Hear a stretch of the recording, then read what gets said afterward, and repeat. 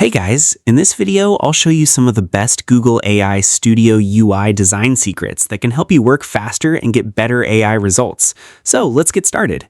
When you first open Google AI Studio, you'll notice that the interface is clean and distraction-free. The large prompt box in the center is designed to keep your focus on writing prompts instead of navigating through complicated menus. On the left side, you'll find your previous chats and projects, making it easy to organize your work and continue conversations without starting over. At the top, you can switch between different Gemini AI models. Each model is optimized for different tasks, so choosing the right one can improve both speed and response quality. One of the most useful UI features is the ability to edit and rerun prompts instantly.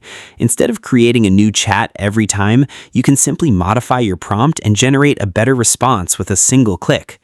If you're a developer, the built-in API section lets you quickly generate API keys and test prompts before adding them to your own apps. This saves time and makes development much easier. Another great feature is the simple copy and export options.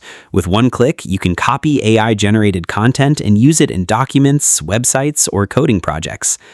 The biggest secret behind Google AI Studio's design is its simplicity.